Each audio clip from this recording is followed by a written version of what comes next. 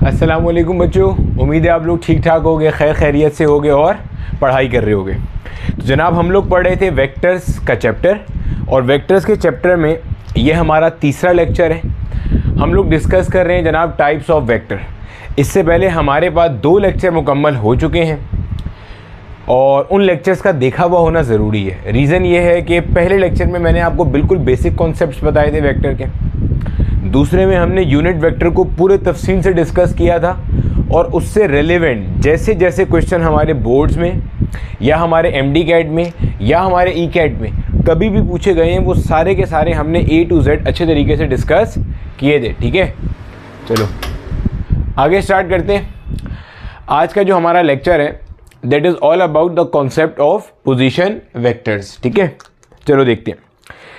अच्छा भाई, हम लोग कुछ चीज़ें जो ऑलरेडी जानते हैं और ये बात समझ चुके हैं कि हमारे पास वेक्टर से मुराद एक ऐसी फिजिकल क्वांटिटी होती है जिसके पास मैग्नीट्यूड भी होता है और डायरेक्शन भी होता है। ये बात हम पढ़ चुके हैं कि वेक्टर एक ऐसी फिजिकल क्वांटिटी होती है जिसके पास मैग्नीट्यूड भी होता है और डायरेक्शन भी होता है। ठीक है, फिर हमने ये बात पढ़ी थी कि जनाब हमारे पास एक चीज़ होती है जिसको हम कहते हैं यूनिट वेक्टर, और हमने यूनिट वेक्टर को डिफ़ाइन किया था कि यूनिट वेक्टर से मुराद होती है कोई भी ऐसा वेक्टर जिसका काम किसी गिवन वेक्टर की डायरेक्शन बताना होता है। मतलब आपके पास कोई भी एक वेक्टर है, मान लीजिए आपके पास फोर्स एक वेक्टर है, तो हमें पता है ना फोर्स के पास डायरेक्शन भी होगी, तो फोर्स की डायरेक्शन बताने का काम जो कर रहा होगा वो बेसिकली क्या कहला रहा होता है, इसका यूनिट वेक्टर। ठीक है, ये बात हमने पढ़ ली थी। फिर हमने 3 स्टैंडर्ड यूनिट वेक्टर्स पढ़े थे, आई कैप, जे कैप, के कैप, जो हमने बात की थी कि आपके पास ये रिप्रेजेंट कर रहे होते हैं कोऑर्डिनेट एक्सिस को। यानी कि अगर आपके पास कोई भी एक बॉडी ओरिजिन से एक्स की तरफ मूव करे या ओरिजिन से वाई की तरफ मूव करे या ओरिजिन से जेड की तरफ मूव करे, तो इसकी मूवमेंट हम ट्रैक करते हैं या इसकी मूवमेंट हम शो करते हैं आई कैप, जे कैप या के कैप से। आई के अलाउंग मूवमेंट शो करते हैं हम आई कैप से, सॉरी एक्स के अलाउंग मूवमेंट हम किससे शो करते हैं, आई कैप से। वाई के अलाउंग मूवमेंट हम शो करते हैं किससे, जे कैप से, या जेड के अलाउंग मूवमेंट हम शो करते हैं बच्चे किससे, के कैप से। यहाँ तक की बात हमने ऑलरेडी करी हुई थी। यानी कि अगर आपके पास ऐसे लिखा हुआ है कि मिसाल के तौर पे 3 आई कैप प्लस 4 जे कैप प्लस 5 के कैप, तो हमने बच्चे इससे मुराद ये समझी थी कि ये जो भी वेक्टर है इसका एक्स कॉम्पोनेंट 3 है, यानी कि एक्स के अलोंग 3 है, y के अलोंग ये 4 है और z के अलोंग ये 5 है। यहां तक कि हम सारी बात ऑलरेडी समझ चुके हैं और कर चुके हैं। आज का हमारे पास जनाब जो कॉन्सेप्ट है समझने के लिए that is about position vectors. अब हेडिंग लगा लो अपने पास बेटे कि क्या होते हैं पोजीशन वेक्टर्स, नाम से ही पता चल रहा है। मजीद इसके अंदर कॉन्सेप्ट देखेंगे और इससे रिलेटेड सारे अच्छे अच्छे क्वेश्चन जो हैं, जो आपके एमडी कैट, ई कैट के लेवल पे, आगा खान में, प्यास में, GIKI में आए हुए, वो सब आपको यहाँ पे डिस्कस कराएंगे। ठीक है भाई, स्टार्ट करा जाए, चलो शुरू करते हैं। सबसे पहले हमारे पास देखो बेटे इसकी डेफिनेशन समझ लो कि पोजीशन वेक्टर्स होते क्या हैं। देखो नाम से पता चल रहा है पोजीशन वेक्टर का काम क्या होगा, पोजीशन बताना। किसकी, पॉइंट की पोजीशन बताना। किसकी पोजीशन बताना, पॉइंट की पोजीशन बताना। अब देखो जब भी आप कहते हो ना पॉइंट की पोजीशन बताना, इसके लिए ज़रूरी है कि आप पोजीशन कहाँ से बता रहे हो, यानी कि आपका रेफरेंस क्या है। सर क्या मतलब, देखो अगर मुझे किसी बंदे को अपने घर पे इनवाइट करना हो और मुझे उसको अपने घर का रास्ता समझाना हो, तो मैं पहली बात उससे क्या पूछूंगा, मैं उससे कॉल करके पूछूंगा कि जनाब आप आ कहाँ से रहे हैं। अगर आप शारे फैसल से आ रहे हैं तो मेरे घर तक आने का रास्ता ये है। अगर आप एयरपोर्ट की तरफ से आ रहे हैं तो मेरे घर तक आने का रास्ता ये है। अगर आप मलीर की तरफ से आ रहे हैं तो मेरे घर तक आने का रास्ता ये है। मतलब मैं उसे अपने घर की लोकेशन उस लिहाज से बताऊंगा कि वो भाई साहब आ कहाँ से रहे हैं, ऐसे ही होगा। तो किसी पॉइंट की पोजीशन बताना भी इसी तरह से मुश्किल होता है। क्यों कि भाई मेरे लिहाज से ये कैमरा शायद 4 फीट दूर है, एक बंदा वो कमरे के कोने पे खड़ा हुआ है उसके लिहाज से ये कैमरा शायद 8 फीट दूर होगा, एक बंदा वो गली के कोने पे खड़ा हुआ है उसके लिहाज से शायद ये कैमरा 20-25 फीट दूर होगा। पॉइंट समझ आ रहे हैं। तो पोजीशन वेक्टर का काम क्या होता है, पोजीशन बताना पॉइंट की, लेकिन किस रेफरेंस से, ओरिजिन के रेफरेंस से। मतलब समझना बात को। आप पोजीशन वेक्टर को कैसे डिफाइन करोगे कि अ वेक्टर, एक वेक्टर है that is used to define the a vector that is used to define the position of a point that is used to define the, अभी इससे क्या मुराद है पूरा पोस्टमार्टम करना है, इसका परेशान नहीं होना. A vector that is used to define the position of a point with respect to the origin. ऐसा वेक्टर हमारे पास क्या कहला रहा होता है जनाबे वाला? पोजीशन वेक्टर कहला रहा होता है. सर ज़रा मिसाल से समझाइए बात को. अभी समझाते हैं, परेशानी की कोई बात ही नहीं है. ठीक है, देखो भैया, मिसाल के तौर पे मेरे पास हमें ये चीज़ पता है, मैं इसलिए कह रहा हूँ कि ये लास्ट का जो लेक्चर है ना बेटे, वो देखा हुआ होना ज़रूरी है, क्योंकि अगर आपने वो देखा हुआ होगा तो इसके कॉन्सेप्ट्स का आपको फील आ रहा होगा. नहीं देखा हुआ होगा तो भी समझ तो आ जाएंगे, लेकिन उतना फील नहीं आएगा. ये हमारा एक्स एक्सिस था, वाई एक्सिस था, और ये क्या था? Z axis. ठीक है, एक्स ऐसे राइट लेफ्ट में होता है, इधर पॉजिटिव एक्स होता है, उधर नेगेटिव एक्स होता है, प्लस वाई और माइनस वाई, प्लस जेड और माइनस जेड. सेट है. अब मिसाल के तौर पे आपके पास यहाँ कहीं पे एक कोई पॉइंट लाई कर रहा है, और ये पॉइंट लाई कर सकता है 3 जगहों में से किसी जगह पे. मैंने ये बात ऑलरेडी पढ़ा चुका हूँ. मैंने बताई थी कि एक पॉइंट जो लाई कर सकता है वो 3 जगहों में से किसी जगह पे हो सकता है. या तो वो किसी एक्सिस पे लाई कर सकता है 1 डायमेंशन पे, या वो किसी प्लेन में लाई कर सकता है, या वो किसी स्पेस में लाई कर सकता है. एक्सिस से क्या मुराद है? एक लाइन पे लाई करने वाला पॉइंट. यानी कि अगर कोई पॉइंट सिर्फ एक्स एक्सिस पे लाई कर रहा है, या कोई पॉइंट सिर्फ वाई पे लाई कर रहा है, या सिर्फ जेड पे लाई कर रहा है, यानी कि ऐसे समझ लो, अगर ये मेरे कोऑर्डिनेट एक्सिस हैं, और से समझना ही बात, ये मेरे कोऑर्डिनेट एक्सिस हैं, X Z Y, X Y Z. Clear है? एक पॉइंट इस रेड मार्कर के ऊपर लाई कर रहा है, तो बंदा सिर्फ यहाँ से चलेगा और यहाँ पहुँच जाएगा. क्या वाई पे चलना पड़ेगा? नहीं. जेड पे जाना पड़ेगा? नहीं. एक पॉइंट लाई कर रहा है वाई एक्सिस के अलोंग, इधर कहीं लाई कर रहा है, तो ओरिजिन से बंदा चलेगा और हमेशा यहाँ पहुँच जाएगा. एक पॉइंट लाई कर रहा है इस मार्कर के ऊपर या जेड एक्सिस पे, तो बंदा सीधा यहाँ पहुँच जाएगा.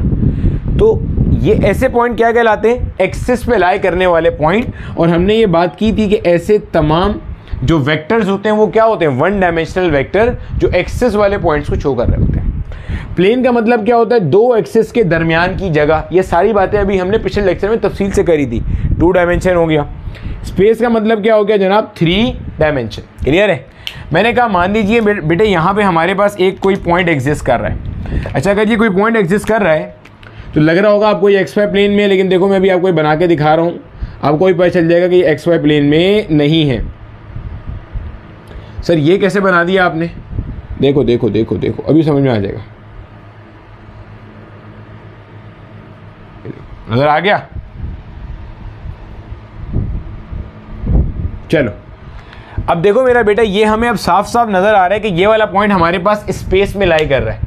अगर आपने इसको विजुअलाइज करना हो ना, तो इसको आप विजुअलाइज इस तरह से कर सकते हो, बल्कि यहीं से कर लो विजुअलाइज. देखो वो कमरे का कोना जो है वो हमारा ओरिजिन है. ये वाला जो दीवार चल रही है ये एक्स एक्सिस है, ये वाई एक्सिस है. अपने अपने घर में कमरे पे ही लोकेट कर लेना. वो जेड एक्सिस है, और पॉइंट मेरे पास यहाँ कहीं पे है. ये पॉइंट लाई कर रहा है. अब इस पॉइंट तक आने के लिए बंदे को क्या करना पड़ेगा? पहले समझ लो, फिर यहाँ बनाता हूँ. बंदा जो है वो पहले एक्स पे कुछ चल के ऐसे आएगा, फिर कुछ वाई पे ऐसे चलेगा, फिर कुछ जेड पे चल के आएगा. आई रिपीट, पॉइंट यहाँ पे बंदा वो वहाँ पे ओरिजिन के ऊपर है, तो पहले वो एक्स पे चलता हुआ यहाँ आएगा, फिर वाई पे ऊपर आएगा, और फिर जेड पे क्या होगा? बाहर आएगा. ऐसे ही करेगा. यानी कि इसके ऊपर भी अगर मैं ड्रॉ करूँगा तो ये भाई साहब पहले क्या करेंगे? ये भाई साहब सबसे पहला काम क्या करेंगे? मिसाल के तौर पे ऐसे जेड पे चलते हुए यहाँ आएंगे, ये जेड एक्सिस पे मूवमेंट हो गई. फिर ये एक्स एक्सिस पे मूवमेंट करेंगे, ये एक्स के अलॉन्ग मूवमेंट हो गई. फिर ये क्या करेंगे? ये वाई के अलॉन्ग मूवमेंट करेंगे. नोट कर रहे हो? यानी कि ये वाली मूवमेंट को हम शो करेंगे किससे? के कैप से. ये वाली मूवमेंट को शो करेंगे किससे? आई कैप से. ये वाली मूवमेंट को शो करेंगे किससे? जे कैप से. सर हम तो ये पढ़ रहे थे, आप कहाँ यूनिट वेक्टर पढ़ाए जा रहे हैं? सब आ रहा है, परेशान नहीं हो, हौसला करो. सही, ऐसे ही शो करेंगे मूवमेंट को. मैंने कहा मान लीजिए दिस वॉज पॉइंट ए. क्या नाम था इस पॉइंट का? Point A. और ये क्या था आपके पास? ओरिजिन का पॉइंट था. सेट है? ओरिजिन का पॉइंट था.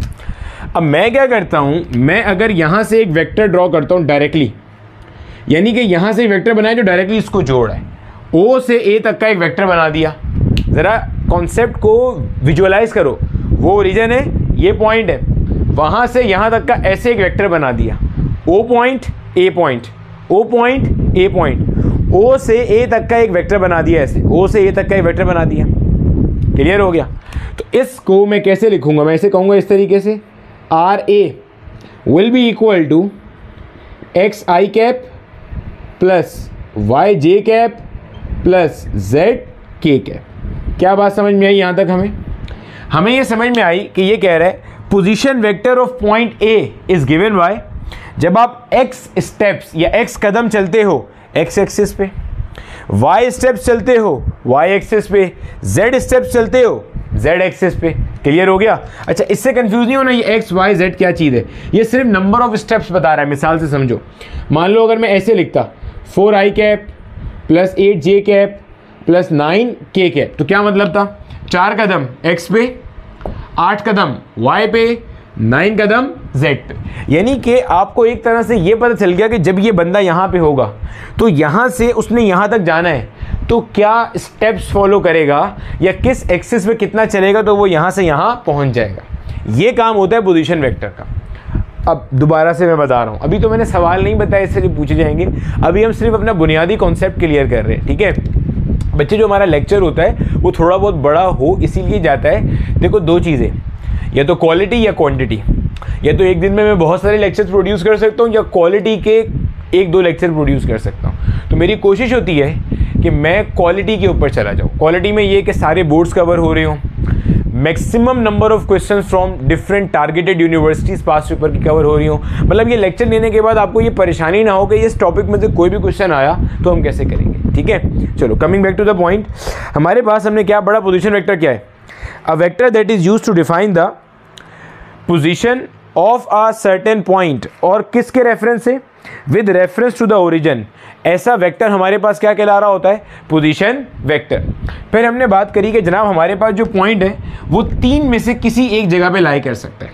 या तो पॉइंट एक्सिस पे लाई करेगा तो 1 डायमेंशन, एक डायमेंशन इन्वॉल्व हो गई, या तो x होगा या y या z, या प्लेन पे लाई करेगा 2 डायमेंशन, क्योंकि प्लेन पढ़ाया था ना क्या होता है। प्लेन से मुराद होती है 2 डायमेंशन के दरमियान की जगह इस प्लेन। मिसाल के तौर पे भाई लेट से ये x है, ये y है, ये z है, तो ये जो मेरा हाथ देखना, ये जो हाथ है ना, ये इस वक्त एक्स वाई प्लेन में है। ये x है, ये z है, ये y है। अभी जो मेरा हाथ है ये एक्स जेड प्लेन में है।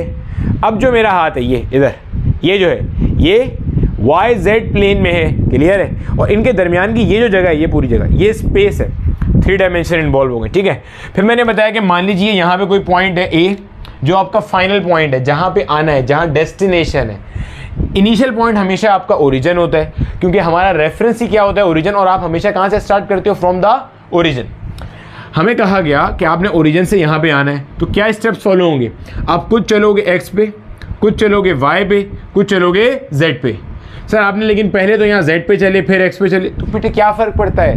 कोई फ़र्क ही नहीं पड़ता। वो रीजन है, आपने यहाँ पे आना है। गौर से सुनना ज़रा, गौर से।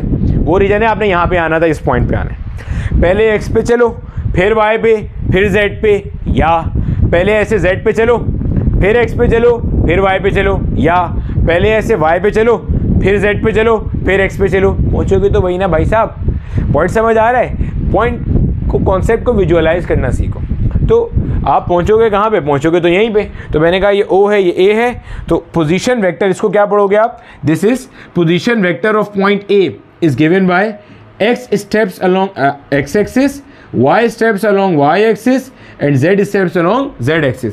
इसी को हम जनरली यूँ भी लिख सकते हैं कि ये बराबर होता है हमारे पास ax i cap plus ay j cap plus az k cap. और ax ay और az आपको सिर्फ ये शो कर रहा है कि x y और z के अलोंग कितना चलना पड़ेगा या कितने कंपोनेंट्स इन्वॉल्व है। ठीक है भाई, यहाँ तक आपको फिलहाल एक जनरल पॉइंट क्लियर हो गया।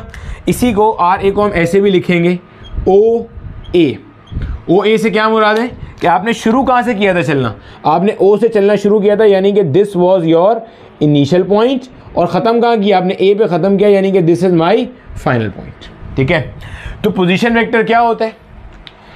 ओरिजिन से किसी भी पॉइंट तक का लोकेशन, किसी भी पॉइंट का एड्रेस, किसी भी पॉइंट का पोजीशन, वो बेसिकली कौन बता रहा होता है? Position vector. पोजीशन वेक्टर को ही हम लोग दो नाम और देते हैं। एक इसको हम कह रहे होते हैं भाई दिस इज लोकेशन वेक्टर, एक और नाम इसको हम देते हैं दिस इज रेडियस वेक्टर, या इसको हम रेडियल वेक्टर भी कह रहे होते हैं। देखो इसको लोकेशन वेक्टर क्यों कहते हैं?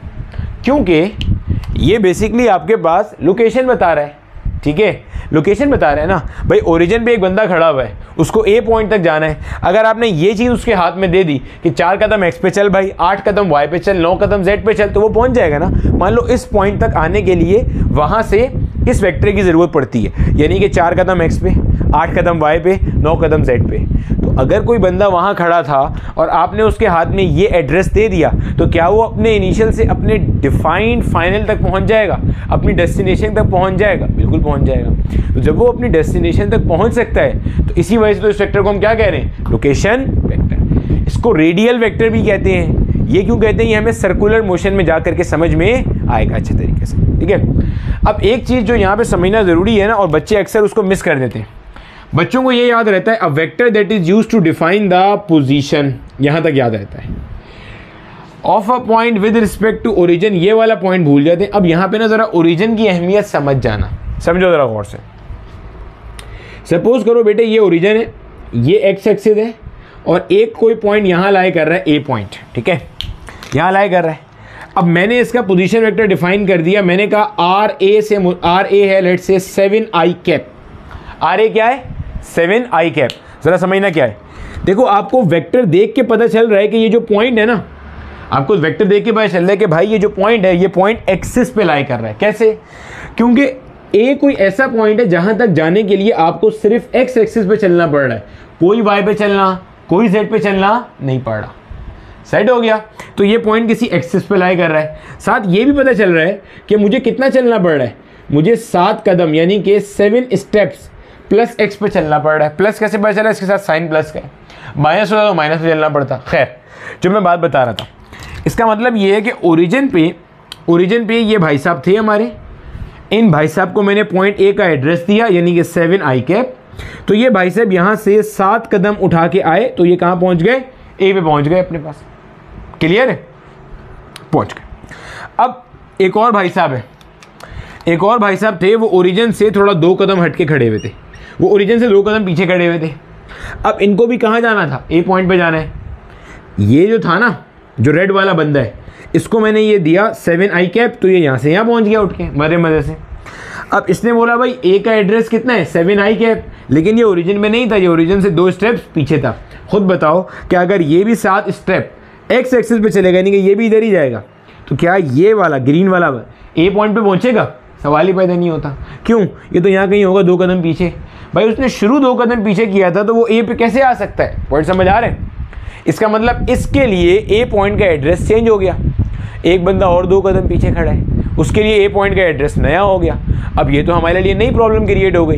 हम किसी एक पर्टिकुलर पॉइंट का एड्रेस कितनी दफ़ा डिफाइन करेंगे? टू सॉल्व दिस प्रॉब्लम हमने एक जनरलाइज रूल बना लिया कि आपने अगर कभी भी ए पॉइंट पे जाना है, यानी कि आपने अपने डिफाइन करदा किसी भी रेफरेंस पॉइंट पे कभी भी जाना है, तो आप स्टार्ट हमेशा कहाँ से करोगे? ओरिजिन से स्टार्ट करोगे। हमेशा कहाँ से शुरू करोगे? ओरिजिन से। दिस इज द रीज़न कि पोजीशन वेक्टर की डेफिनेशन पढ़ाते हुए ये बात बताई जाती है कि a vector that is used to define the position of a point with reference या with respect to the origin, वो बेसिकली हमारे पास क्या कहला रहा होता है? Position vector. अब पोजीशन वेक्टर से हमारे पास ना बहुत सारे क्वेश्चंस आते हैं, थोक के हिसाब से क्वेश्चन भी साथ साथ करते जाते हैं, और जो हमारे मज़ीद इससे रेलेवेंट कॉन्सेप्ट्स हैं वो भी आपको समझाते जाते हैं। सबसे पहली चीज़ तो जो मैंने अभी बताई थी ना, हमारे पास पोजीशन वेक्टर की जर्नल रिप्रेजेंटेशन क्या होती है, और उसके बाद उससे सवाल जो बनता है वो, अगर मैं आपसे बोलूँ ना पोजीशन वेक्टर की जर्नल रिप्रेजेंटेशन, तो आप बोलोगे position vector of any point is given by, let's say position vector of any point P, कोई भी एक पॉइंट पी है जिसके लिए पोजीशन वेक्टर लिख रहा हूँ, तो उसको आप ऐसे लिखोगे O P, O stands for origin and P is the destination point. तो ओरिजिन से पॉइंट पी तक का ये एक डायरेक्टेड वेक्टर है। गौर से देखो, जो आपका पोजीशन वेक्टर बन रहा है, इसका जो टेल है वो ओरिजिन पे होगा, और जो हेड है वो आपके उस पॉइंट पे लाई कर रहा होगा जहां पे आपने इसको पॉइंट कराया। क्या था? X I cap plus Y J cap plus Z K cap. ये हमारे पास बेटे एक जर्नल फॉर्मूला है। जर्नल फॉर्मूला, जर्नल से मुराद ये कि ये इससे और कुछ नहीं हो सकता, यही हो सकता है। अब ज़रा समझना जो जो जहन में सवाल आ रहे हैं सब आएगा अभी। अगर मुझे इस आर वेक्टर का मैग्नीट्यूड निकालना, तो मैग्नीट्यूड से क्या होगा भाई, अंडर रूट एक्स कॉम्पोनेंट का स्क्वायर प्लस वाई कॉम्पोनेंट का स्क्वायर प्लस जेड कॉम्पोनेंट का स्क्वायर। ये चीज़ हमने ऑलरेडी पढ़ी है। ये क्या कहलाता है, ये कहलाएगा आपके पास मैग्नीट्यूड ऑफ पोजीशन वेक्टर। क्या है ये, मैग्नीट्यूड ऑफ पोजीशन वेक्टर। याद रखिएगा मैग्नीट्यूड को ना आपकी किताब वाले एक और नाम भी देते हैं, numerical value of the vector. इसको हम numerical value of position vector कह रहे हैं। अगर आपसे कभी भी एक वेक्टर दे दिया जाए ना कि वेक्टर ए ये है और जनाब इसकी न्यूमेरिकल वैल्यू मालूम करें, तो परेशान नहीं होना कि सर ने ये चीज़ पढ़ाई नहीं थी, कहाँ से आ गई। न्यूमेरिकल वैल्यू का मतलब क्या होता है, magnitude of that particular vector. ठीक है। अब सर क्या हमेशा आई भी आएगा, जे भी आएगा, के भी आएगा, हमेशा तीनों आएंगे? नहीं, कोई लाजमी नहीं। अब देखो, अब यहां से हमारे पास बनता है सवाल पेपर में। मिसाल के तौर पे आपको कहा जा रहा है कि आपके पास एक कोई पोजीशन वेक्टर है, a given position vector is representing some point A. कोई एक पॉइंट है उसको डिफाइन कर रहा है और वो दिया हुआ है 4i cap plus 2j cap, 4i cap plus 2j cap. आपने बताना है कि जनाब ये वाला जो हमारा पॉइंट है ये एक्सिस में लाई कर रहा है या प्लेन में लाई कर रहा है या स्पेस में लाई कर रहा है। शाबाश, वीडियो को पॉज करो। अगर कल तक का सवाल समझा हुआ है ना तो ये कोई नई चीज़ है ही नहीं, हमने ऑलरेडी इससे रिलेटेड थोड़ा बहुत पहले से पढ़ लिया हैगा।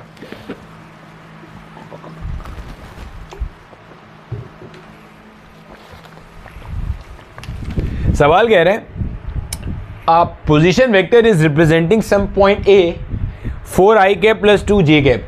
आपने बताना है कि ये पॉइंट कहाँ लाई कर रहा है, एक्सिस में, प्लेन में या स्पेस में, या हम नहीं बता सकते। हम बता सकते हैं कैसे, हमें दिख रहा है कि ये जो पॉइंट है इस पॉइंट को डिफाइन करने के लिए एक आपके पास x कंपोनेंट है, डिफाइन करने के लिए एक आपके पास क्या है, y कंपोनेंट है। क्या यहाँ पे कोई z कंपोनेंट है? नहीं है। इसका मतलब जनाब ये पॉइंट कहाँ लाई कर रहा है, ये पॉइंट लाई कर रहा है हमारे एक्स वाई प्लेन में। क्लियर हो गया?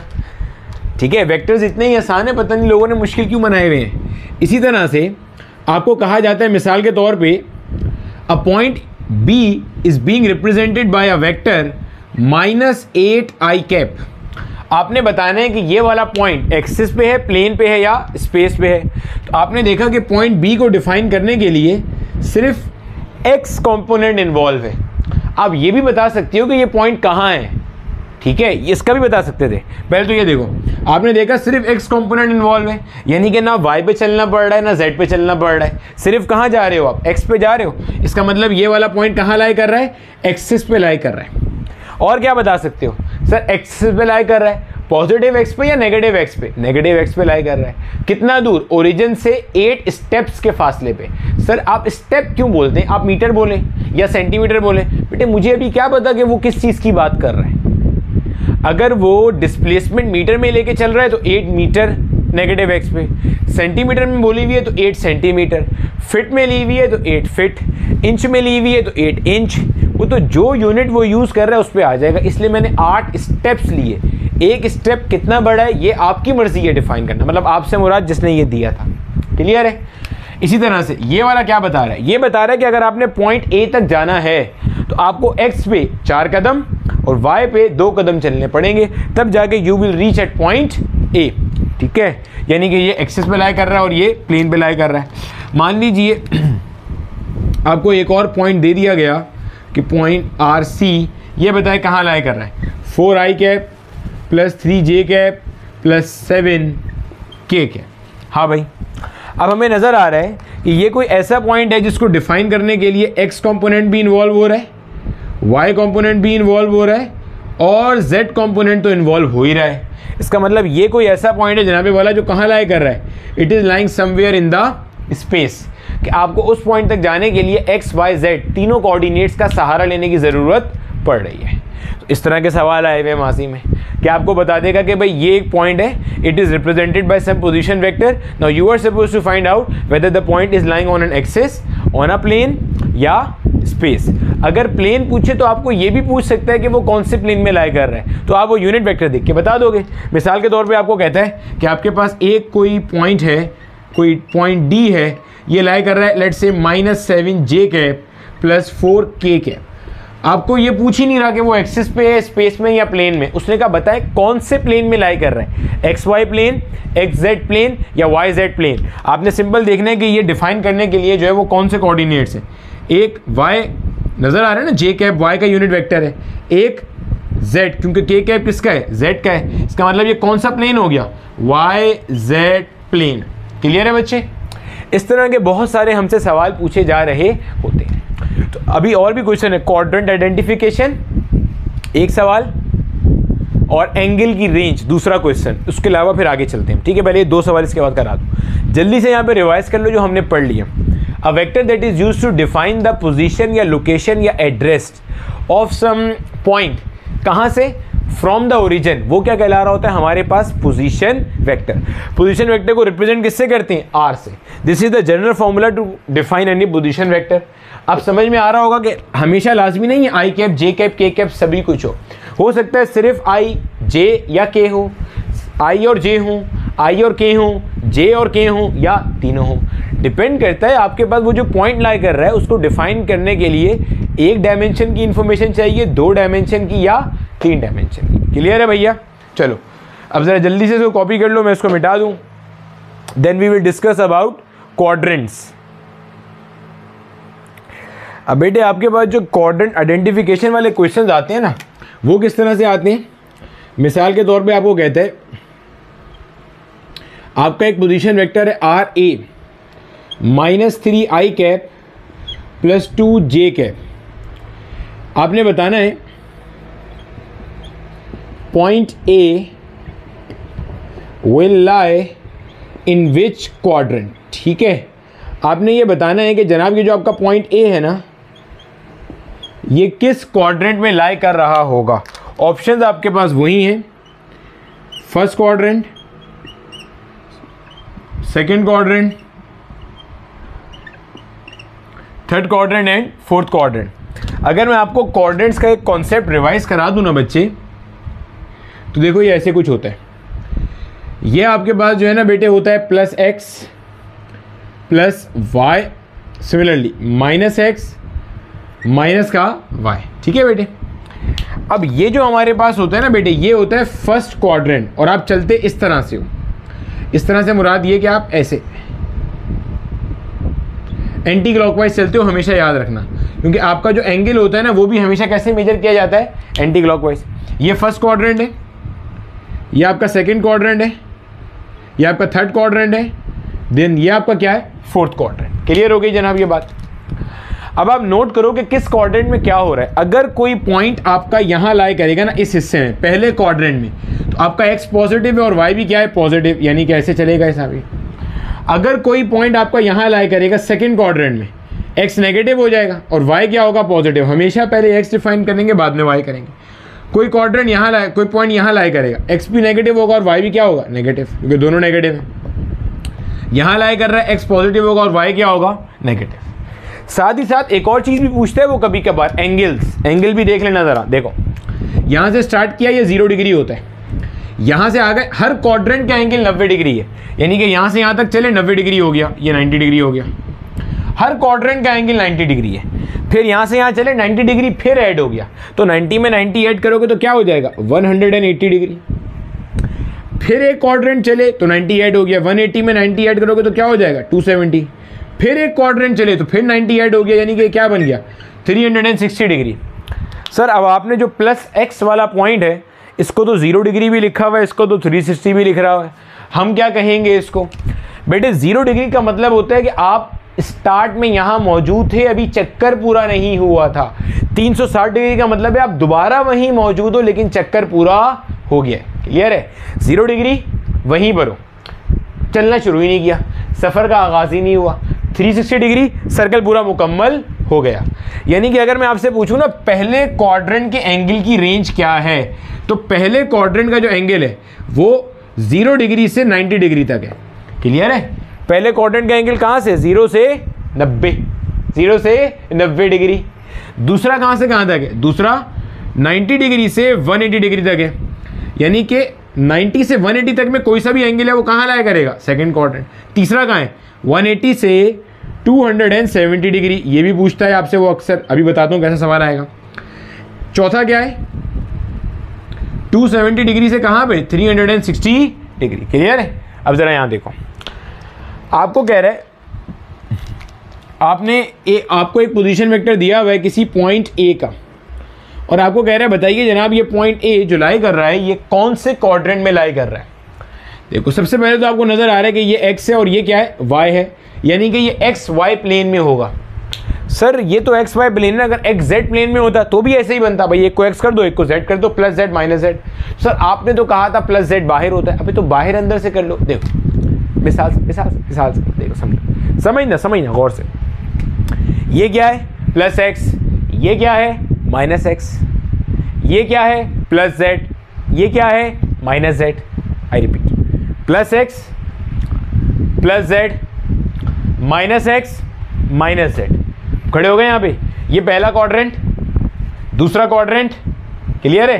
प्लस एक्स माइनस जेड, फिर इधर आ जाओगे तो माइनस एक्स। देखो मैं क्या सर आप क्या बोल रहे हैं, कुछ समझ में नहीं लग रहा, कुछ पल्ले नहीं पड़ा। देखो ये इस तरह बना के देख लो आप, अब तो शायद समझ जाओ। चलो अब देखो, कोई परेशानी की बात नहीं है, रिपीट करते थे। ये देखो ये plus x minus x plus Z minus Z, पहला क्वाड्रेंट, एक्स भी पॉजिटिव जेड भी पॉजिटिव। दूसरा क्वाड्रेंट नजर आ रहा है, एक्स पॉजिटिव जेड क्या हो गया? नेगेटिव। फिर तीसरा, चौथा। क्लियर हो रहा है? बताने का मकसद ये कि एक्स जेड प्लेन में भी ऐसे ही बनेगा, वाई जेड में भी ऐसे ही बनेगा। सर एग्जामिनर हमसे किसका पूछेगा? सारी जिंदगी गुजर जाएगी वो आपसे एक्स वाई का ही पूछेगा, लेकिन कॉन्सेप्ट इनहेंस करने के लिए मैं बता रहा था, बाकी भी बन सकते हैं, परेशान होने की ज़रूरत नहीं है। ठीक है? एक्स वाई प्लेन में लाई कर रहा है, एक्स नज़र आ रहा है कैसा है? नेगेटिव है। वाई दिख रहा है कैसा है? पॉजिटिव है। X negative Y positive, X negative Y positive. कौन सा क्वाड्रेंट हुआ ये? Second quadrant. अब कई दफ़ा आपसे सवाल पूछता है, a point is lying in X Y plane, कहता है एक पॉइंट है जो लाई कर रहा है किसी एक्स वाई प्लेन में। मिसाल के तौर पे आपको कहते हैं जनाब there is a point that is lying in X Y plane given by, उसका जो पोजीशन वेक्टर है दैट इज माइनस का 7i कैप माइनस का j कैप। आपने बताना है जिस क्वाड्रेंट में वो लाई कर रहा है उसके एंगल की रेंज क्या है। जिस क्वाड्रेंट में वो लाई कर रहा है उसके एंगल की रेंज क्या है। कभी कभार ये भी पूछता है कि वो जो वेक्टर है वो एक्स से जो एंगल बना रहा है उसकी रेंज बताइए। क्या मतलब? देखो समझो समझना जरा बात को। देखो इसको और से देखते रहो बस। अगर आपके पास कोई एक पॉइंट यहां पे लाई कर रहा है तो मुझे इसका पोजीशन वेक्टर बनाना होगा, तो मैं क्या करूंगा? मैं ऐसे बनाऊंगा। तो जब आप इसके एंगल की रेंज बनाओगे तो ये एंगल ऐसे बनेगा कुछ, हाँ या ना? एंटी क्लॉकवाइज एंगल लेते हैं हमेशा, एंटी क्लॉकवाइज। एंटी क्लॉकवाइज का मतलब जैसे घड़ी नहीं चलती, घड़ी ऐसे चलती है ना, एक के बाद 2 3 4 ऐसे आती है, आप ऐसे लेके जा रहे हो, दिस इज एंटी क्लॉकवाइज, ऐसे जा रहा है। ठीक है? तो ये एंगल हमेशा 0 और 90 के दरमियान में होगा। इसका मतलब अगर कोई पॉइंट पहले क्वाड्रेंट में लाई करेगा तो उसका पोजीशन वेक्टर एक्स एक्सिस से जो एंगल बनाएगा वो 0 और 90 के दरमियान में होगा। सिमिलरली अगर कोई पॉइंट सेकेंड क्वाड्रेंट में लाई करेगा, इसका पोजीशन वेक्टर जो एंगल बनाएगा वो इस तरह से होगा। हमेशा एक्स एक्सिस से बनता है एंगल, याद रखना। वो 90 से बड़ा होगा और 180 से छोटा होगा। 90 और 180 के दरमियान में होगा, जो पढ़ाया था अभी। थर्ड में होगा, यहाँ कहीं कोई पॉइंट लाई कर रहा है तो उसका पोजीशन वेक्टर एक्स से जो एंगल बनाएगा वो 180 और 270 के दरमियान में होगा। चौथे में लाई करेगा तो 270 और 360 के दरमियान में लाई करेगा। कह रहे कि जनाब आपके पास एक कोई पॉइंट है, इसका पोजीशन वेक्टर ये रहा। आपने बताना है कि जो position vector positive x axis से एंगल बनाएगा उसकी रेंज क्या होगी। ये सवाल भी आया हुआ है। तो आप देखो जनाब, ये देखो एक्स नेगेटिव और वाई भी क्या है? Negative. X negative Y negative, quadrant कौन सा हो गया? थर्ड क्वाड्रेंट हो गया। जब थर्ड क्वाड्रेंट है तो इसका मतलब वो 180 से बड़ा होगा और 270 से छोटा होगा। मतलब 180 से बड़ा और 270 से छोटा। सर अगर 180 हो तो क्या करें? उसको आप सेकंड में भी ले जा सकते हो और थर्ड में भी ले जा सकते हो, आपकी चॉइस है। अमूमन हम पीछे वाला क्वाड्रेंट पढ़ते हैं। 270 है तो थर्ड में भी पढ़ सकते हो और फोर्थ में भी पढ़ सकते हो। अमूमन हम थर्ड पढ़ते हैं, मतलब पीछे वाला क्वाड्रेंट पढ़ लो। एक स्टैंडर्ड प्रैक्टिस बनाई हुई है, नथिंग मोर नथिंग लेस। तो ये क्वेश्चन थे जनाब, कुछ क्वेश्चन और हैं उनकी तरफ भी चलते हैं। यहाँ तक की चीज़ें कॉपी कर लो भाई, चलते हैं आगे फिर।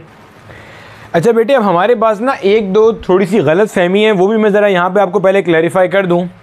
हमने पिछले लेक्चर के अंदर पढ़ा था यूनिट वेक्टर का कॉन्सेप्ट और अब पढ़ रहे हैं पोजीशन वेक्टर का कॉन्सेप्ट। ये दोनों इंटायरली डिफरेंट थिंग्स हैं। मैं एक मिसाल से समझाता हूँ, पहले यूनिट वेक्टर रिवाइज कर लेते हैं। क्या था? A vector that is used to define the position, sorry, a vector that is used to define the direction of a given vector. वो क्या था? Unit vector. यूनिट वेक्टर का काम डायरेक्शन बताना है, सिम्त बताना है।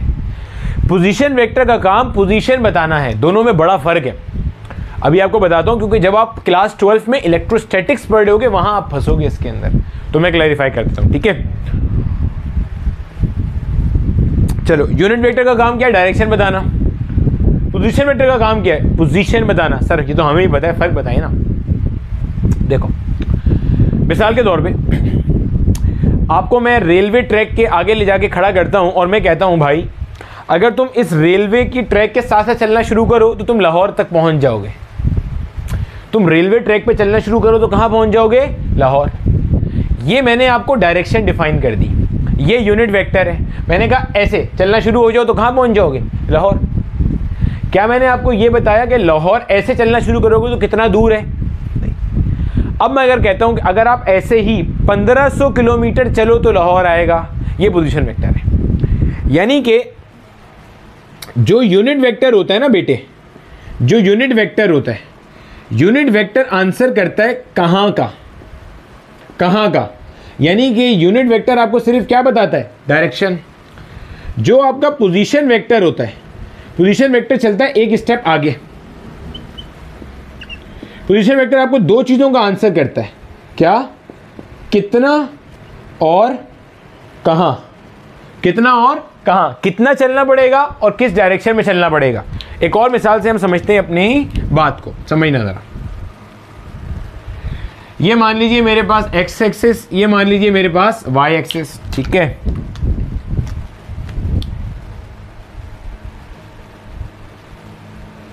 अब ये मैंने एक लाइन बना दी ऐसे ही, ठीक है, लंबी सी एक लाइन बना दी। अब इसके ऊपर मान लो मेरा बेटा एक पॉइंट यहां पे लाई कर रहा है, let's say the point is a. एक यहाँ लाई कर रहा है, let's say the point is B. एक यहाँ लाई कर रहा है, let's say the point is सी। और लाइन इससे भी आगे कंटिन्यू है, मतलब लाइन तो चल रही है ना, लाइन थोड़ी खत्म हो गई कहीं जाए, लाइन तो अभी भी क्या है, आगे कंटिन्यू में चल रही है। तो अगर मैं इन 3 पॉइंट्स के पोजीशन वेक्टर बनाता हूं तो देखो, ए का तो ऐसे बन जाएगा, बी का ऐसे बन जाएगा, सी का कुछ ऐसे बन जाएगा। जाहिर है ये तीनों का बनेगा एक दूसरे के ऊपर ही, लेकिन मैंने सिर्फ समझाने के लिए बना दिया। क्या तीनों का पोजीशन वेक्टर एक जैसा है? क्या पोजीशन वेक्टर बी पॉइंट का, सी पॉइंट का और ए पॉइंट का एक बराबर है, अलग अलग है? तो हमें वाज़ेह तौर पे नज़र आ रहा है कि तीनों का जो पोजीशन वेक्टर है वो क्या है? अलग अलग है। क्यों अलग अलग है? क्योंकि तीनों पॉइंट्स ही अलग अलग हैं। सी तक जाने के लिए ज़्यादा चलना पड़ेगा, बी तक जाने के लिए कम चलना पड़ेगा और ए तक जाने के लिए और कम करना पड़ेगा। यानी कि position vector of C is not equal to position vector of B and this is not equal to the position vector of A, क्योंकि पोजीशंस क्या हैं? अलग अलग हैं। लोकेशंस क्या हैं? अलग अलग हैं। एड्रेस अलग अलग है। एक बंदा यहाँ खड़ा हुआ है, उसको तुम ए की पोजीशन बताओ तो क्या तुम उससे एक्सपेक्ट कर सकते हो कि वो बी में पहुंच जाएगा? ऑब्वियसली नहीं पहुंचेगा भाई। कैसे पहुंचेगा? ठीक है, तो यहाँ कैसे पहुंच सकता है वो? ऑब्वियस है ना, नहीं पहुंचेगा भाई। ठीक है, तो आपने उसको अलग अलग एड्रेसेस डिफाइन करने होंगे। लेकिन अब जरा इन सब के यूनिट वेक्टर देखो। क्या मैं कह सकता हूँ इन सब का जो यूनिट वेक्टर है वो यही होगा, this is the unit vector, हाँ या ना? तो डायरेक्शन एक है, डायरेक्शन एक है, लेकिन जो पोजीशन है सबकी वो क्या है? अलग अलग है। तो यूनिट वेक्टर का काम सिम्ट डिफाइन करना, डायरेक्शन डिफाइन करना कि आपने किस राह पे चलना है। पोजीशन वेक्टर का काम क्या होता है? आपको ये बताना कि किस राह पे चलना है और कितना चलना है, क्योंकि इस राह पे चलोगे तो इंडिया आएगा, लाहौर के बाद रुके नहीं तो आगे इंडिया भी आएगा, आगे ही चलते जाओगे तो बांग्लादेश भी आएगा, और आगे चलते जाओगे तो उसको टाप के कोई और कंट्री भी आ जाएगी वहाँ आपके पास। ठीक है, तो अब कितना चलना है उससे पता चलेगा कि आपसे मुराद कौन सा पोजीशन है। ठीक है जनाब, तो unit vector is something else and position vector is something else. ठीक है भाई, आगे चलें, यहाँ तक की चीज़ें कॉपी कर लो, जल्दी से आगे चलते हैं। अच्छा बेटे, अब हमारे पास एक और कॉन्सेप्ट आ रहा है कि अक्सर जगहों पे ना आप लोग अभी पढ़ोगे भी और इससे रिलेटेड हमारे पास ना बच्चे क्वेश्चन भी आएंगे कि जो हमारा पोजीशन वेक्टर होता है ना, पोजीशन वेक्टर को ही हम लोग हमारा डिस्प्लेसमेंट वेक्टर भी कह रहे होते हैंगे। क्यों भाई, कैसे भाई, कैसे हुआ ये सब? ठीक है, देखो अब चवले मारने से पहले यहाँ ज़रा सुन लेना। देखो, अगर मैं आपसे पूछूं डिस्प्लेसमेंट क्या होती है तो आप क्या बताओगे? Shortest distance between initial and final point is defined as displacement. यही पढ़ा होगा, बिल्कुल ठीक है।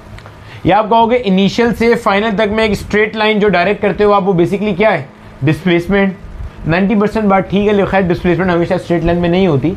वो जब कभी आपको मैं कोई जियोसेडिक कर्व का कॉन्सेप्ट पढ़ाऊंगा तो बता दूंगा, लेकिन फिलहाल आप कह सकते हो हाँ ठीक है ये बात कि स्ट्रेट लाइन में इनिशियल से फाइनल तक की जो आपकी स्ट्रेट लाइन होती है वो बेसिकली क्या है? आपकी डिस्प्लेसमेंट। परफेक्ट है। अब जरा पोजीशन वेक्टर की डेफिनेशन मुझे रिवाइज कराओ एक बार, मैं भूल गया हूँ। अगर मान लो ये मेरा बेटा, मेरे पास एक एक्स वाई प्लेन है, इसमें ये ओरिजिन है और ये मेरे पास कोई पॉइंट ए है। मान लो ये मेरे पास क्या है? ओरिजिन है ओ, और ये मेरे पास कोई पॉइंट क्या है?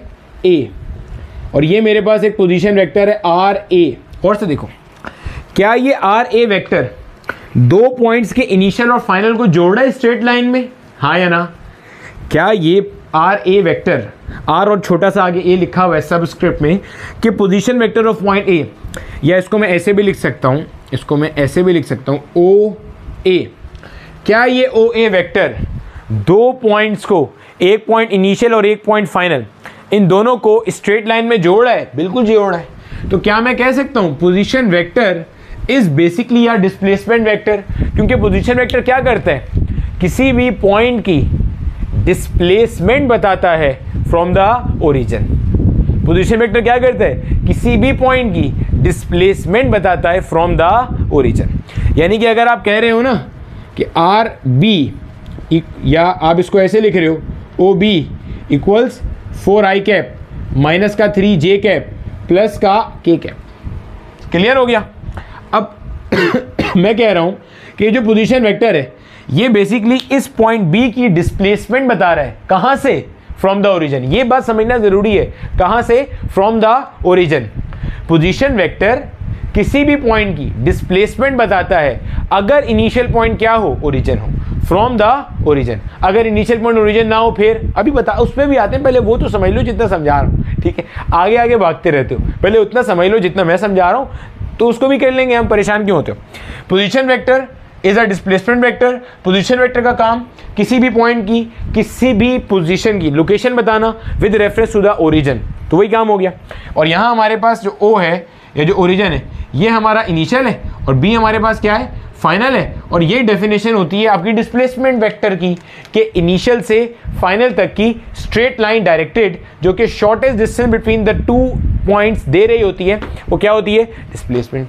सर हमने तो आज तक पढ़ा था डिस्प्लेसमेंट की यूनिट मीटर होती है, ये तो आप इसको वेक्टर में शो कर रहे हैं, तो मीटर में भी निकाल सकते हैं, कोई परेशानी। वैसे तो इसके आगे भी मीटर लगा सकते हो, लेकिन अगर आपको इन टर्म्स ऑफ मैग्नीट्यूड चाहिए कि भाई ये पॉइंट है कितना, तो क्या परेशानी है? इसका जो मैग्नीट्यूड है वो मालूम कर लो। मैग्नीट्यूड समझते हो ना? इस लाइन की लंबाई मालूम कर लो। मिसाल के तौर पे मैं कह रहा हूं ये डिस्प्लेसमेंट वेक्टर है। क्या मतलब? मैं कह रहा हूं कि ओरिजिन से पॉइंट बी तक का जो स्ट्रेट लाइन वेक्टर है, जो डिस्प्लेसमेंट है, अगर वेक्टोरियल फॉर्म में शो करेंगे तो वो ये होगी। अब आप बोल रहे हो कि जनाब सर मुझे इसकी मैग्नीट्यूड बताइए। आप मुझे बस ये बता दीजिए कि ओरिजिन से ये पॉइंट कितने फासले पर है in terms of magnitude, number की फॉर्म में। तो मैं बोलूँगा कोई मसला नहीं है, बरखुरदार बेटे को कहते हैं, ठीक है? तो यहाँ पे क्या आएगा जनाब? एक्स कॉम्पोनेंट का स्क्वायर, और क्या आएगा जनाब? वाई कॉम्पोनेंट का स्क्वायर, और क्या आएगा जनाब? जेड कॉम्पोनेंट का स्क्वायर। 4 का स्क्वायर 16 माइनस 3, नेगेटिव पे स्क्वायर है, नेगेटिव खत्म, 3 का स्क्वायर 9, 1 का स्क्वायर 1, 16 प्लस 9 25, 25 प्लस 1 26। तकरीबन मेरा ख्याल है कोई 5.1 के करीब आंसर आएगा। आई एम नॉट श्योर, लेकिन चेक कर लेना, क्योंकि 25 का रूट 5 होता है और ये थोड़ा सा उससे आगे, तो मैंने इस लिहाज से एक तुक्का लगा दिया, ठीक है?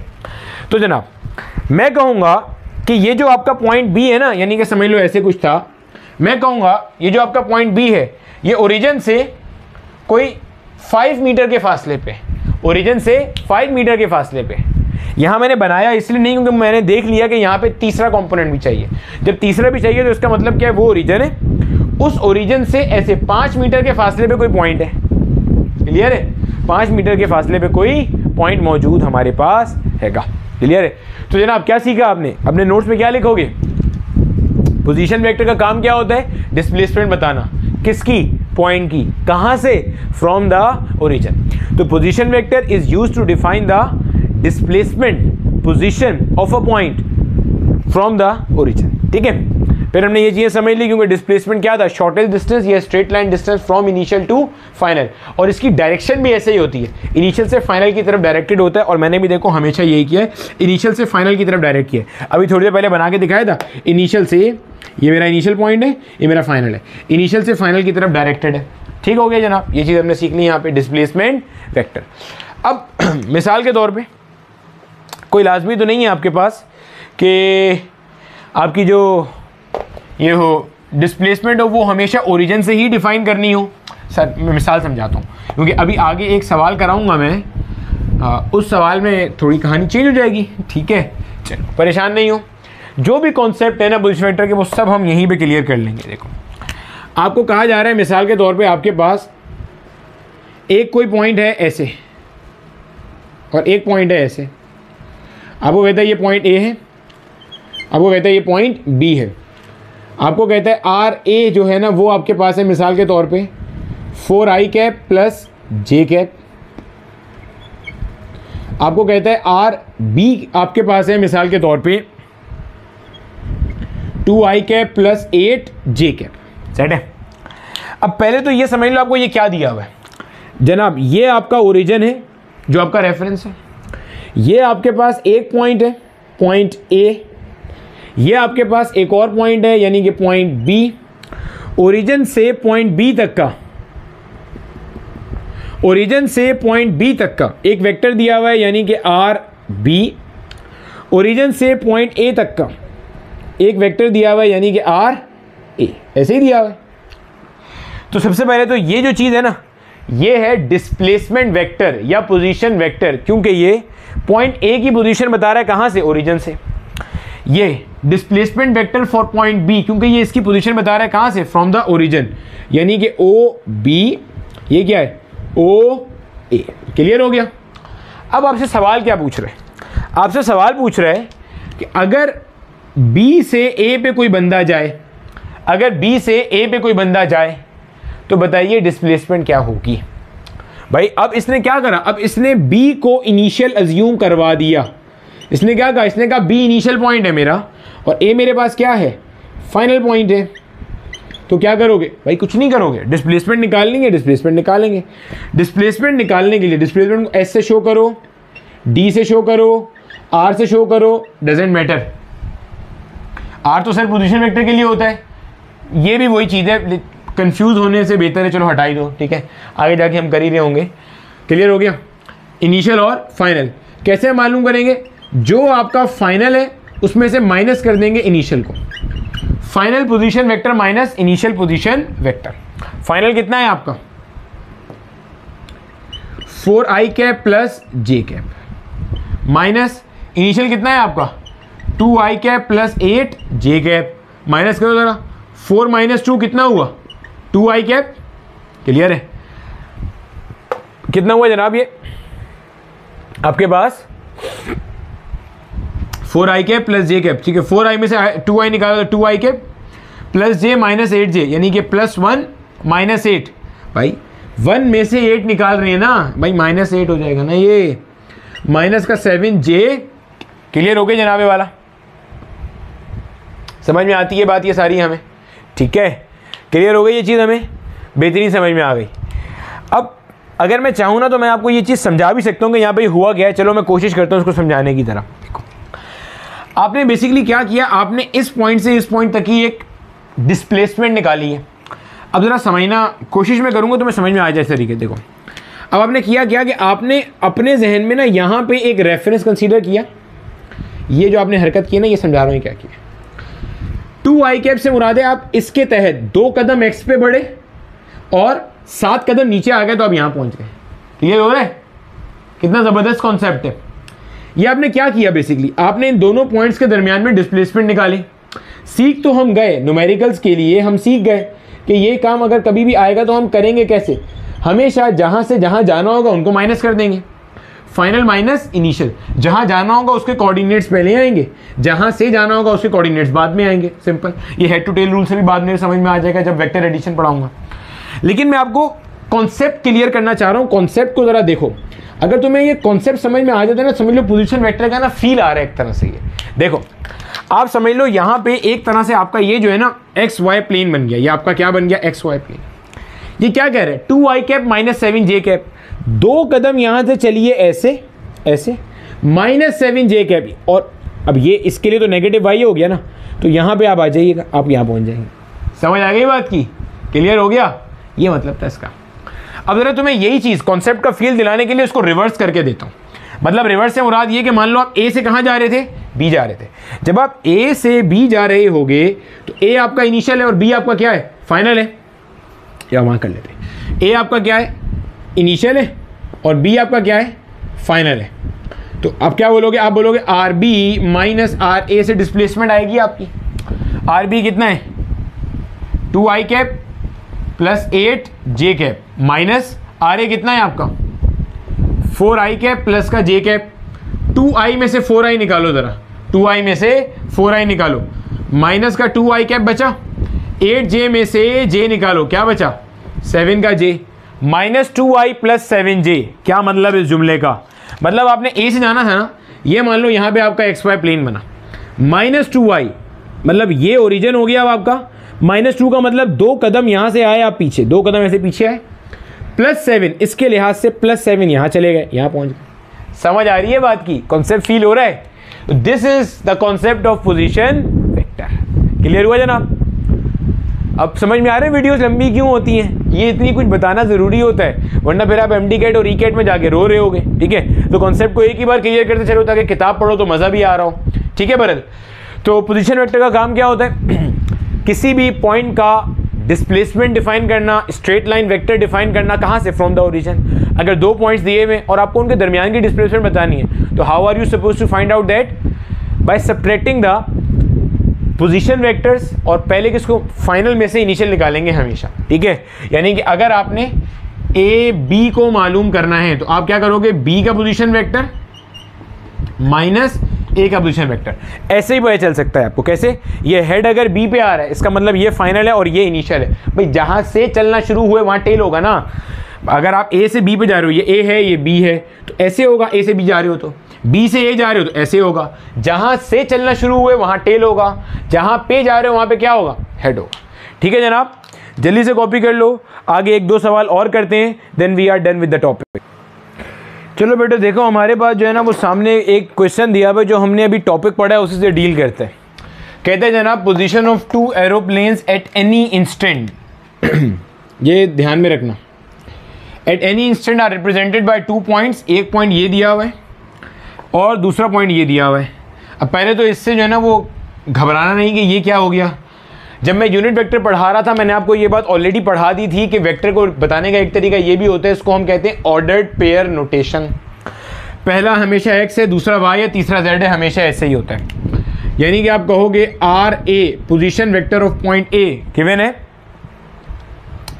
2i cap plus 3j cap plus 4k cap. Clear है? और b का आपको दिया हुआ है, b का भी आपको डिफाइन कर दिया। ठीक है, 5i cap plus 6j cap plus 7k cap from the origin. ये हमेशा ओरिजिन से ही होता है। What are the position vectors? तो पहला तो मैंने मसला हल कर दिया, ये पोजीशन वेक्टर है। इसको आप यूं भी लिख सकते हो OA, इसको यूं भी लिख सकते हो OB। ये पोजीशन वेक्टर बेटे मैंने कैसे बनाए? हमें पता है ना पोजीशन वेक्टर का जनरल फॉर्मूला क्या होता है, अभी पढ़ चुके हैं ना। R equals AI cap plus BJ cap plus CK cap, या XI cap YJ cap ZK cap, या AXI कैप AYJ कैप और AZ, जैसे मर्जी कह लो। ठीक है, आगे कहते हैं calculate the distance between the 2 aeroplanes. अब जरा यहाँ पे एक टेक्निकल पॉइंट समझना। देखो ये सपोज कर लो मेरे पास एक कोई point, this is some point A, this is some point B, ऐसे ही।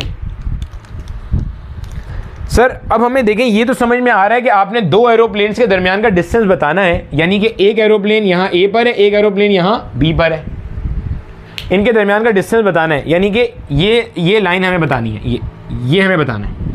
लेकिन सर अभी आपने जब डिस्प्लेसमेंट का मंजन बेचा था तो उसमें आपने बोला था ए से बी पे जाएंगे तो एरो यूं होगा, बी से ए पे जाएंगे तो एरो यूं होगा, उसकी बेस पे फॉर्मूले अलग अलग थे। ए से बी पे जाएंगे तो बी फाइनल ए इनिशियल यानी कि R B minus R A, B से ए पे जाएंगे तो A final B initial R A minus R B. अब क्या करें, यहाँ तो बताया ही नहीं है, कोई परेशानी नहीं है। क्यों? आपसे उसने क्या पूछा है? आपसे उसने डिस्टेंस मांगा है, और डिस्टेंस कैसी क्वांटिटी होती है? डिस्टेंस स्केलर क्वांटिटी है, स्केलर क्वांटिटी में डायरेक्शन मैटर नहीं करता। क्लियर है? चलो, तो मैं ए से बी लेके डिस्टेंस निकाल रहा हूं, आप में से जो चाहे, बल्कि जो चाहे नहीं, सबने बी से ए तक लेके डिस्टेंस निकालना है और मुझे बताना है कि आपका आंसर मैच कर रहा है या नहीं। ए से बी तक की जरा मैं डिस्प्लेसमेंट निकाल लूँ जरा, ये इसको आर कह रहा हूँ, ये क्या है आपका आर ए, ये क्या है आपका आर बी। तो अगर मुझे आर निकालना है, final minus initial, final minus initial मतलब आर बी माइनस का आर ए, आर बी में से आर ए निकाल दो। कैसे करेंगे? आई वाला आई में से, जे वाला जे में से, के वाला के में से। 5 आई कैप माइनस का 2 आई कैप, डायरेक्टली कर रहा हूँ अब मैं, 3 आई कैप, 6 जे माइनस का 3 जे प्लस का 3 जे, 7 के माइनस का 4 के प्लस का 3 के। ये तो डिस्प्लेसमेंट आई है, ये आंसर नहीं है। क्या निकालना है? डिस्टेंस। जो डिस्प्लेसमेंट होती है उसका मैग्नीट्यूड क्या होता है? डिस्टेंस। डिस्टेंस और डिस्प्लेसमेंट में फर्क किस चीज़ का होता है? डायरेक्शन का। तो ये डिस्प्लेसमेंट निकाल ली, इसमें से डायरेक्शन उड़ा दो। आपको क्या चाहिए? मैग्नीट्यूड। अब बेचारे कुछ इतने भोले मासूम बावले से बच्चे होंगे, वो आई जे के हटाएंगे, 3 + 3 6, 6 + 3 क्या होगा? अगर ऐसा करने का दिल कर रहा है तो सामने देखना बेटे, अगर तो मल्टीफॉर्म की दीवार हो तो उसमें सर मार देना, वरना दर्द होगा। ऐसे नहीं करना वरना, ठीक है? तो ऐसे नहीं करना भाई। अगर डिस्प्लेसमेंट गिवन है, वहां से डिस्टेंस निकालना है, तो you are suppose to find out the magnitude या numerical value of that displacement. ठीक है? यानी कि आप बोलोगे √3² + 3² + 3², बस हो गया मसला हल। 3 का स्क्वायर 9, फिर 9, फिर 9। सिंप्लीफाई करोगे 9 + 9 18, 18 + 9 कितना होता है? 27। अब हमें पता है 25 का रूट क्या होता है? 5, और 27 जो है वो इसके 10 बराबर में ही आ रहा है, तकरीबन 5.1 या 5.2 के करीब कोई आंसर आएगा। ठीक है? तो 5.2 यूनिट्स इसका आंसर है। अब यूनिट्स के अंदर किलोमीटर भी हो सकता है, मीटर भी हो सकता है, वो सवाल में कहीं मेंशन होगा। इस सवाल में हमें कोई चीज़ मेंशन नहीं की हुई थी, बस सही है। तो 5.2 units is the correct answer. Clear है भैया? सर अगर डिस्प्लेसमेंट निकालने के लिए बोलता फिर भी हम पहले ए को मानते, दूसरा बी को मानते और डिस्प्लेसमेंट ऐसे ही निकालते हैं। सर बी को क्यों नहीं मान सकते? मान सकते हैं, लेकिन अगर आपको उसने नहीं बताया ना कि इनिशियल किसे मानना है, फाइनल किसे मानना है, तो हमेशा आप पहले को इनिशियल मानोगे और दूसरे को फाइनल। एक थंब रूल टाइप की चीज़ है ये। ठीक है? तो बेटे मैंने कोशिश करी कि पोजीशन वेक्टर से रिलेटेड जितने भी क्वेश्चन है वो सारे के सारे आपको करा दूं, कॉन्सेप्ट्स क्लियर कर दूं। उम्मीद है आपको मज़ा आया होगा और अच्छे से आपने समझा होगा। अगला लेक्चर हमारा इंशाल्लाह टाइप्स ऑफ वेक्टर पे लास्ट लेक्चर होगा, जिसमें हम null vector, free vector, collinear vectors, resultant vectors, component vectors, negative vectors, ये सारे मैंने लिखे हुए हैं। लेक्चर में पहले बनाता हूँ ना खुद से, इसलिए तो ये हम पढ़ेंगे इंशाल्लाह। पास्ट पेपर के बहुत अच्छे अच्छे क्वेश्चंस करेंगे, ताकि वंस एंड फॉर ऑल एक ही बार में आपका लेक्चर पूरा हो जाए, दोबारा एक ही चीज़ को पढ़ने की ज़रूरत ना पड़े। ठीक है बच्चों? अल्लाह हाफिज़। नासिर।